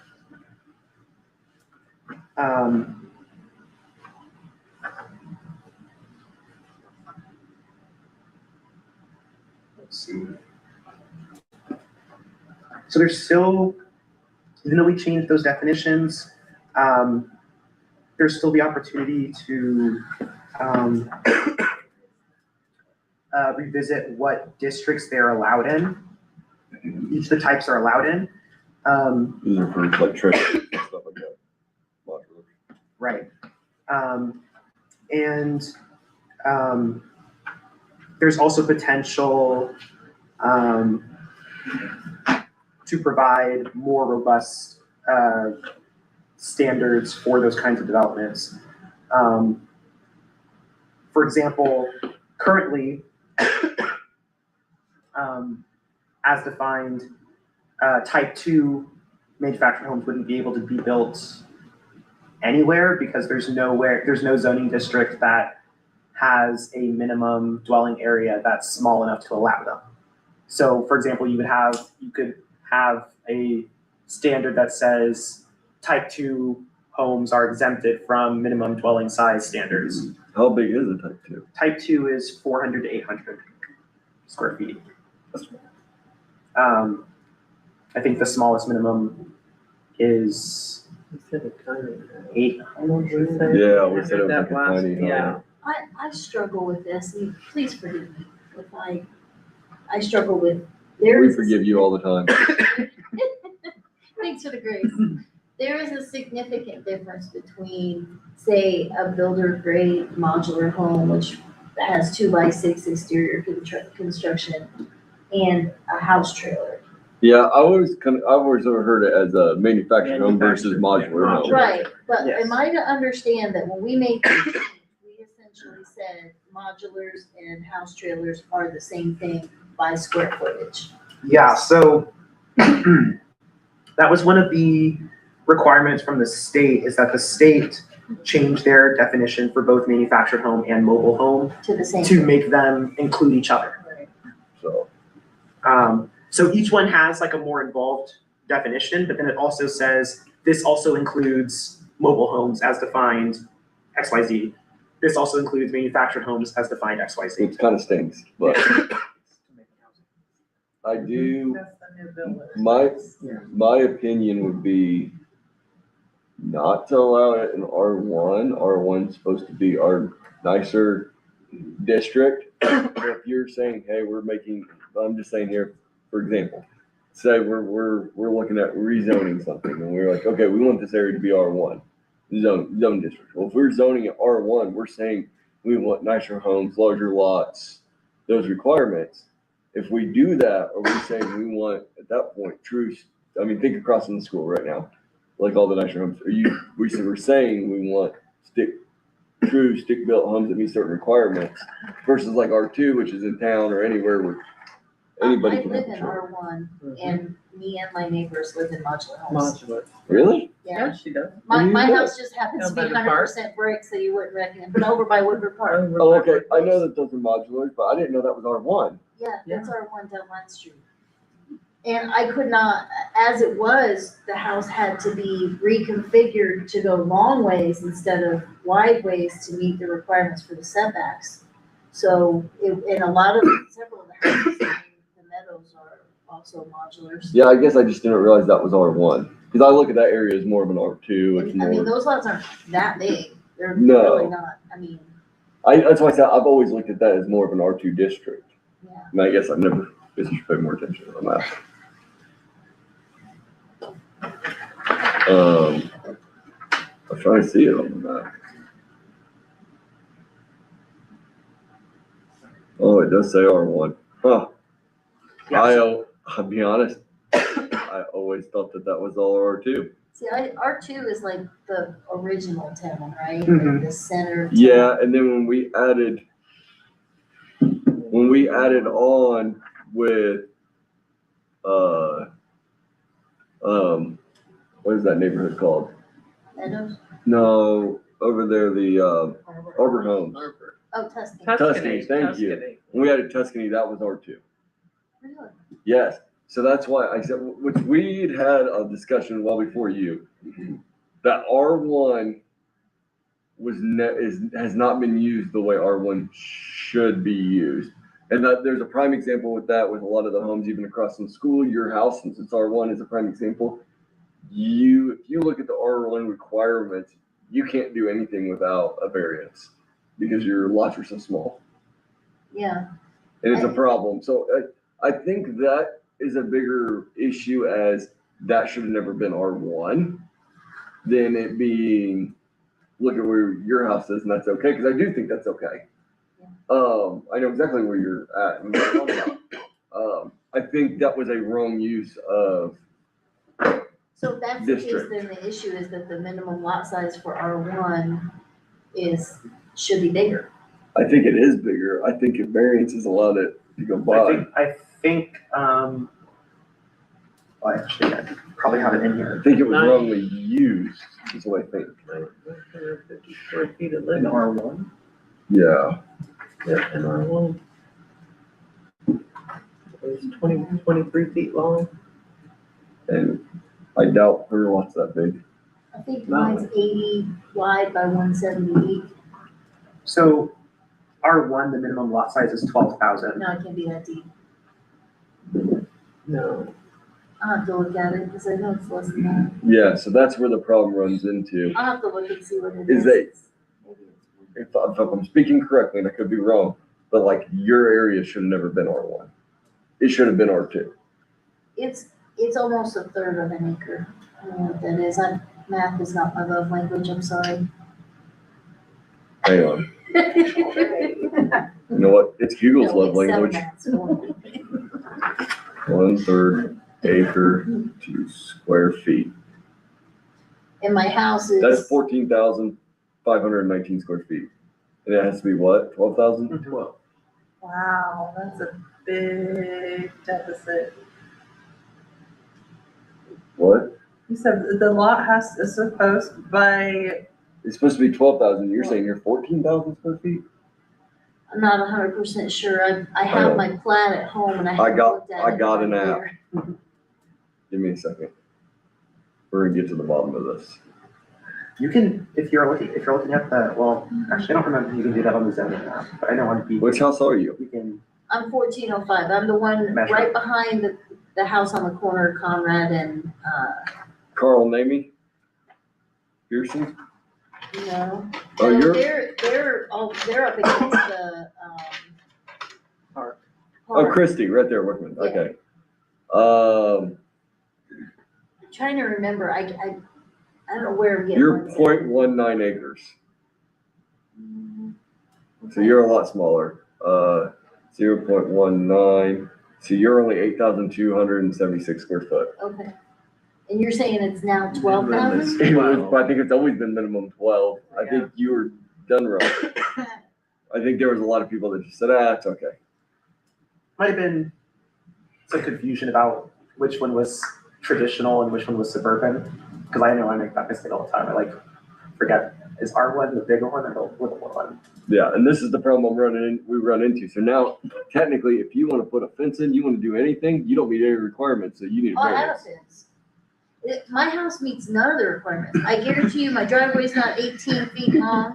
My garage is not 10 feet from my. Ma'am, unless you meet all the requirements. We're at the Tear terrace. it down. And remove you from the planning board. But I was reading all this, I even said to my Does the husband, town I have was a like, dozer? I said, our driveway's not 18 feet. That's why I'm always throwing a fit about a sidewalk, because my setback is not 40 You feet, couldn't I'm be, only 20 yeah. feet off the. So that goes back to what I'm saying is like, your area should not be R1. So when you think R1, you're thinking, I think Montgomery Farms.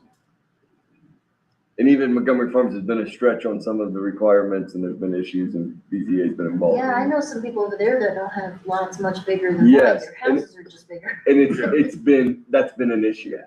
So, but, you what? They're quarter acres. Yeah, so that's been an issue it's too late now. But going forward, you gotta think they're minimum 12,000 square foot lots. They have higher standards of housing, of how the house looks.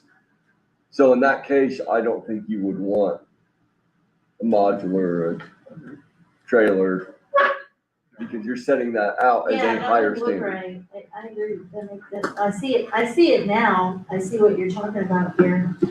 I don't meet the minimum dwelling area either. Mm-mm. I'm only just shy of 1,500 square foot. Yeah, we have a lot of this problem, but unfortunately, it's stuck. I don't even meet R2. So we're probably those ones on Main Street. You're going down a rabbit hole. No, I know. I'm sorry. Okay, I apologize. Well, why this is important to me is not so much what's already there, you know, I mean, though it will matter if my house was ever destroyed, I would have a hell of a problem. I don't know how that would be. You'd probably be grandfathered in, wouldn't you? Well, my neighbor her house was destroyed by fire 15 years ago, so she was able to rebuild on her foundation.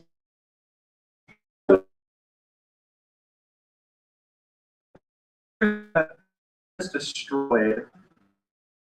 And I think there's like specific, more qualifications on that specificity, but you're allowed to rebuild a structure that has the same Dimensions that work. footprint, Okay. or the same size footprint. It doesn't have to like literally be the exact same shape, but if it has the same size footprint, that's allowed. Chad, his issue wasn't a footprint issue, it was a health and safety issue because Yeah. of the septic, so.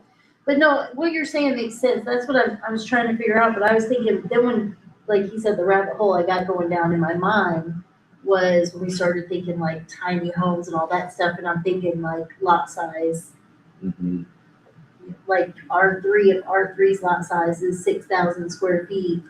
And I'm thinking what my yard looks like, how many things I could get on one spot, just seems crowded.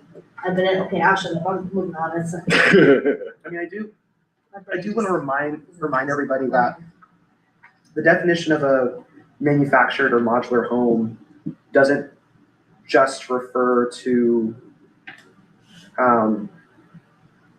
more mobile home or trailer style buildings. The definition says any house that is made basically, that is either the whole assembly or large parts, components of the assembly are factory made and brought to the site. That's a modular home. So if someone comes in and builds, wants to build a house where those homes where, they assemble the walls, they assemble every room in a factory and then bring the rooms to the site and put them together, that's a modular home. I don't think the walls count as that, because if that's the case, I mean, even Arbor Homes, I believe, bring pre-framed walls in. Yeah, I mean, I don't know exactly what the language is. That's We- not I what know he's something. saying, Yeah. built. Yeah. We have one. We have one in town. I watched them build it right there by the railroad tracks on Vine Street, that 2-story gray house. I watched them bring that in like these little slabs, and they slid them together. It was cool, and stacked them. I watched them build it. I'm sorry about it. But yeah, I know exactly what you're talking about. Like, there's houses you can buy in a kit. Like Tinker. That's most of 8th Street, up in Anderson, Gaslight, they were all by Sears and Roebuck. We have a Sears house too. So, Those are cool. all right, we're getting off. All right, so I think, my opinion would be that we just don't allow them in R1. I don't know what your guys' thoughts are. They match mine, or are they different? Where do we go, leave Christie to? I only give my opinions to try to speed up the process, so sorry. So if we take it, do we also take it out of R3? Because they can't be Yeah, They can't be, Because they don't meet. yeah, it wouldn't be That. able, it so wouldn't it'd be, only be an R2. it'd be R2 and ag. Okay, yeah. Yeah. And I said, yeah, there's several modulars out on Yeah, ag land. yeah, there is. So it'd be R2 and ag. What's everybody else's opinions on this or thoughts? Why not R3? Because that's multi-family. Multi. Oh, then you do. Yeah, do and you just can't stack modulars. Yeah, that'd be totally different. Yeah, okay. In R1, just because we're saying that, that's supposed to be used for Large lots. large lots, fancy homes.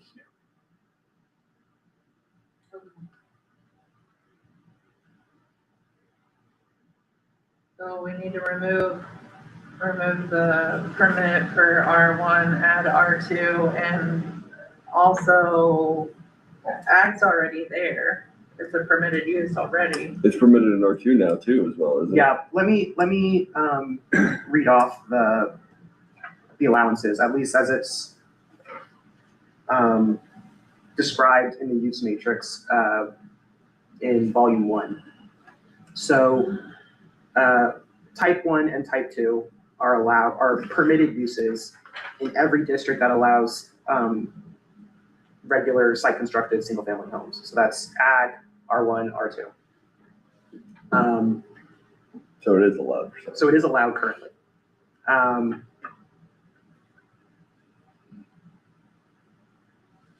What's confusing is that when you then go into each of the district's specific volumes, there's a table that says something else.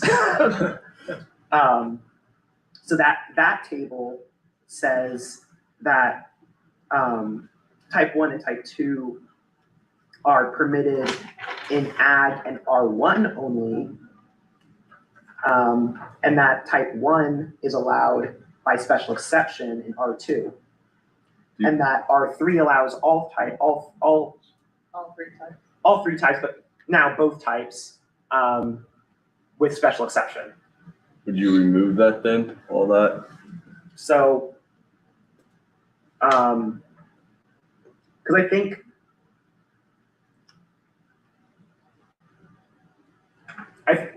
I think part of the idea behind R3 is that it's not just it has the smallest minimum lot size and the smallest dwelling unit size. So I think that's probably why manufactured homes were allowed in that district by special uses. That would allow a smaller home on a smaller lot. It's not multifamily. Yeah, that would defeat the multifamily purpose. So question, so if we don't allow these in R1, I can think of potential accessory dwellings that could be these. Yep. Like, for example, if you brought in a mini barn and one of those nice big mini barns and made it Well, this would be the primary structure, correct? does it matter? Or the 80, can we reclassify ADU stuff separately?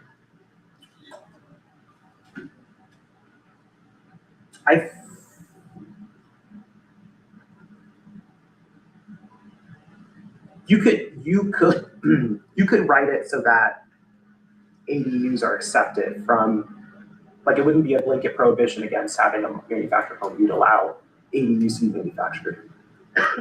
You can write it that way. Because you're right, if someone has a manufactured building brought in that they turn in, some of those fancy sheds that you can buy now, set on a Carriage foundation. house? Yeah, the carriage house thing that people are doing now. That is a very valid point. But then do you want to allow that in R1 or do you want to say R1 no, has to be aesthetically still stick built too? It's R1. Well, but are you gonna say then that like they can't bring in a prefab shed? They have to build their shed, their garden shed or their mini barn. Would that count as that too? No, No, that'd be Because different. Because that's not a living. accessory. because that's not a It's an ADU. that isn't, something like that wouldn't meet the definitional standard of a manufactured home. Yeah. The shed design. I don't know. I mean, I can tell you honestly, I would stick my builder grade modular up against a 2x4 constructed house any day. I mean, I've got 2x6 exterior walls and my roof is strapped down with 150-mile-an-hour wind straps. And I mean, it's not stick built, but it's a quality house. It's not, you know what I mean? It's not, that's what I'm saying. There's such a difference in what you can get. There's such a variation. I know, but we have to treat I it. know, that's what I'm saying though, like. I understand where you're coming from. I do, and I'm not disagreeing with And you. now they make some of them multi-story. I agree with where you're coming from, but The problem is that you can't differentiate. You can't that from a differentiate it. Single wide house trailer, which would No. look maybe a little silly up sitting on. Montgomery Farms, Yeah, but Montgomery Farm's a little different because I think they have covenants, don't they? Yeah. What you can Yeah. build in there, and, They and do. most of those They kinds of do. developments will have like specific houses.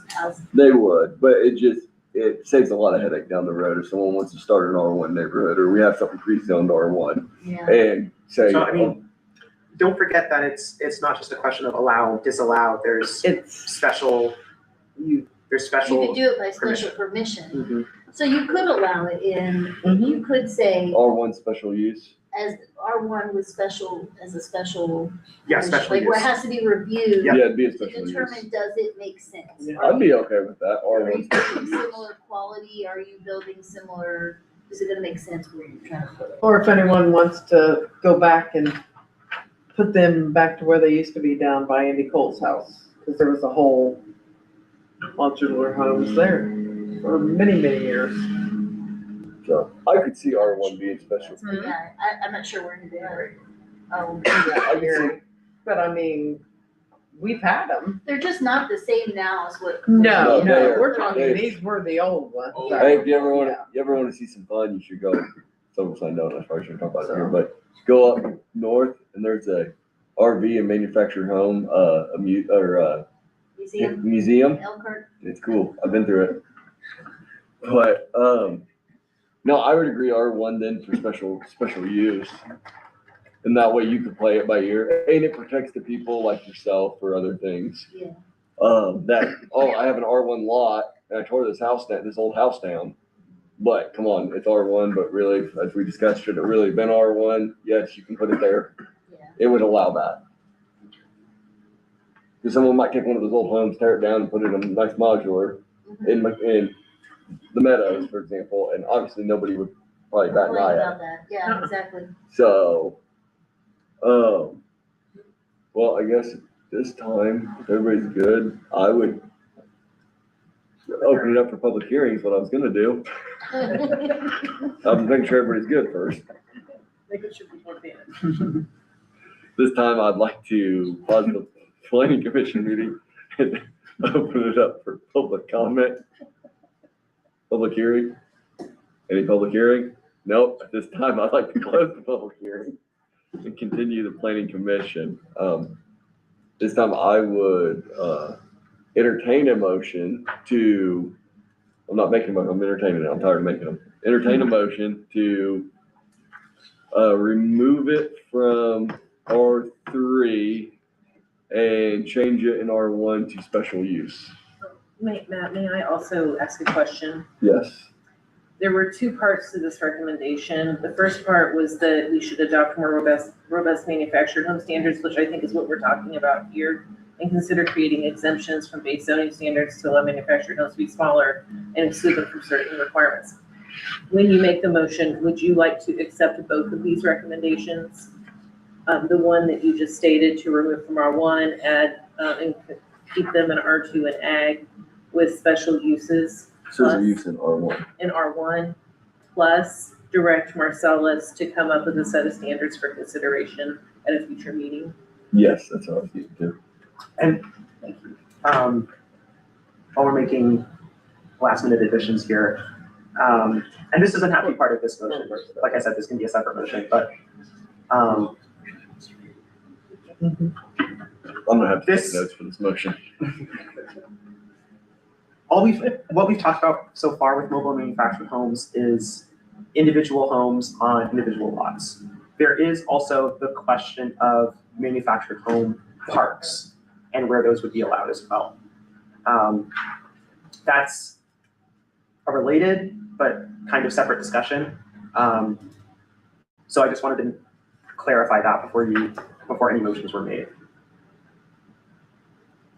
Do we Where, want to talk about RV park or mobile home parks, trailer parks? Colin turns it. So, I don't, Modular parks? I don't understand why those are not managed similar to the way a PUD is. From the standpoint of you have, because there's more consideration than just what can I fit on a lot and doesn't make sense. I mean, you've got all the same considerations that you would have with the PUD. It's because when you have a manufactured home park, the individual like sites where the homes are being located, they're all on the same parcel. So it's a lot more like allowing an apartment building than allowing a single family residential neighborhood. I guess if we were gonna do that, I would say it would be a special use. If we said we wanted to allow it at all, or the ability to, I'd say it'd be a special use for R3. Would that make sense to you? That makes sense to me. Shouldn't it have some criteria around? Well, that would be why it would be a special use. 'Cause Oh, They then would you, come- then you negotiate. So you have to be criteria. zoned, you have to be zoned R3, which is multifamily, and then you gotta get a special use variance. Through the BZA. The BZA does to why this should be a mobile home park. And we would adopt standards for mobile home parks to help make that determination. Like we're doing with the AUD. Yeah, that's kind of what so here's what makes me a little uncomfortable about that. I get that, like, say the apartment complex decided to tear down apartments and put in mobile home park. That space or whatever wouldn't be ideal, but there are things you could do to mitigate, like, to make it work. But there are some R3 places that are right in the middle of town. I mean, right in the middle of. Well, and that's why you would make it a special use, so that way, if you tore down all the apartments, you can't just all of a sudden say you're gonna make it a mobile home park, you gotta get a special use permit. But don't you have to be consistent in how you give a special use? Yeah, so you'd have to write those standards to make it so that there's a way to exclude Things that, less desirable I see. uh, Yeah, I get you. mobile home parks from more desirable mobile home parks. And That's so, somewhat easy to do or already exist other places. Is it easier to make a large and then, Or I think what Christy's getting at here is that do we make, the way that you control where something is by its zone. do we just create a new zone? And so you can't, it's kind of hard to it'd be hard to make a mobile home park standard that would exclude it from certain parts of town if it is zoned for that. So could we create a new zone? You could create a new zone. What do you think? But I do think I agree with you now that that's brought it to our attention. you want to be careful of You can't go against what law. you want to is be that? careful of zone bloat. yeah, And you don't wanna- yeah, exclude them. And you don't want Yeah, to create you a don't wanna- zone, you don't want to create a zone that's Cause that's what happened long ago in Chicago. You for know, like an that's exclusively intended for like one use. Yeah, yes. So, so do we just say we don't allow them then? I mean, That'd be the easiest. the You can, that's the It's new legal. law. Yeah, you can't, isn't you it? have to allow mobile home parks. Oh, well, I'm done. Who else wants to be president? But I think that's, I'll quit. if we make it if Don't you it's dare quit. R3, and then kind of what you're saying is if we have an R3 district in town and someone wants to come in there and build, in downtown, we make the standards high enough that we can control that. And then if they want to come in, we say, well, you have to get a variance for lot size, and you have to get a variance for all this stuff. Because we can't We'll exclude. see, but It wouldn't be R3 downtown though, because that's commercial. Right. R3 has such a small lot size, I don't know how you can have a mobile home. Two mobile homes on it anyway. Right. Well, it's Because. 6,000 square feet per unit. So for each additional unit, you need another 6,000 square feet. You need another Oh, so it's still one per lot. one for, Well, how, wait a minute, then that doesn't make any sense because we just excluded that type of home from R3. What do we do? Cool. Because we said you can't put a modular or a mobile home in R3 because it's supposed to be multifamily. And the minimum lot size for R3 is 6,000 square feet, so. But we're saying a park It's- is multifamily. I'm confused. It's 6,000 square feet per unit. So if you are building an apartment building Oh, I with get it 8 now. units, you need 8 times 6,000 square feet. Okay, I was wondering how we were doing multifamily on a small slot. Okay, that Yeah. makes sense now, okay.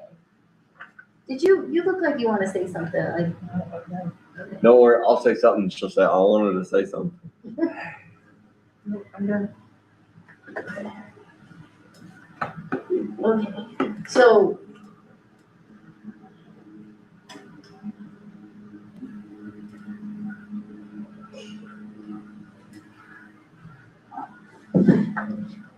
Yeah, I don't know, that just concerns me. I just don't- think like 10th Street where, I think that's R3, right, where those duplexes are. Yeah, we might, Most likely. let's hold off on the parks then. And we'll see if you could do more homework on that. Mhm. On like maybe what some other area towns have done and how they word it. And we can pick up on the parks later. And honestly, to me, it almost made more sense, like, if somebody wanted to do that on a piece of ag property or something, but you can't do. Currently, for some reason when I wrote this, I didn't look at where mobile home parks may or may not already be allowed. I think we need to wait on the mobile home parks. Let Marcellus do some homework. So, Yeah, I can look into that further. Yeah, and I like a little clarification too, like, when we talk mobile home parks, does that include those, like tiny home villages? yeah. Because a lot of those are on trailer, they're constructed on. It could. So in an ordinance I recently worked on, we had manufactured home parks and tiny home parks or villages or whatever word you want to use for them as separate uses.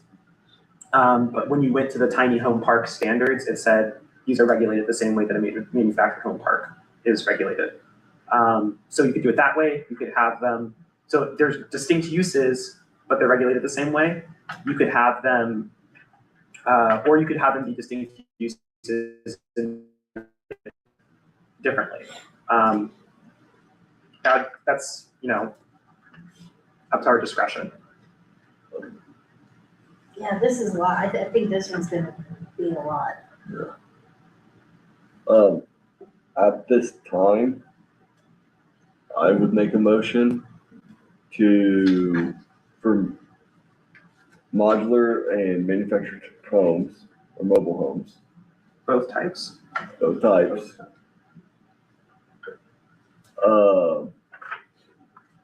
To not be allowed in R3, that does not include parks, that's just individual dwellings. Not allowed in R3. Allowed in R2 and ag, special use in R1. And this would be following your review. And that we continue the discussion for mobile home parks. I think I got all that right. I had in my notes at one point that we would do a special use for R3. We've determined that's not moving forward. Yeah, I'll second. Commission President Wood, Yes. Commission Vice President Baldwin, Yes. Commission Member Mays, Yes. Commission Member Worthman, Yes. Commission Member West, Commission Member Plumley. Yes. Thank you. Now, we are at 8:40, being that each topic is taking a considerable amount of time. At this point, would we like to move on and continue this discussion next month? Is everybody good with that? Do we need a motion? Do we need a motion to do that? Yeah. I'd make a motion to continue this to the next meeting of August 13th. Our housing standards? Our to continue our housing standards into the next meeting of August 13th. I'll second. Commission President Wood, Yes. Commission Vice President Baldwin, Yes. Commission Member Mays, Yes. Commission Member Worthman, Yes. Commission Member Thank you. West, Commission Member Plumley. Yes. Next on the agenda is planning administrator report. Alrighty. Short report this month. The only thing to report was the plat 2026-04 at a replat to combine two lots into a single lot was approved administratively as a exempt subdivision under the recent changes that were adopted last month. So that's the only, there are no BZA case updates, no other development updates, and no administrative matters. Thank you. Next on the agenda is code enforcement case updates. Do we have any? Nothing new. I think there have been 3 or 4 new ones, but they haven't gotten to the point of, incurring fines even, so they're still in infancy, so nothing other than that. This time I would entertain a motion to adjourn the meeting, with the next meeting being August 13th, 2026. A second. Commission President Wood, Yes. Commission Vice President Baldwin, Yes. Commission Member Mays, Yes. Commission Member Worthman, Yes. Commission Member West, Commission Member Plumley. Yes.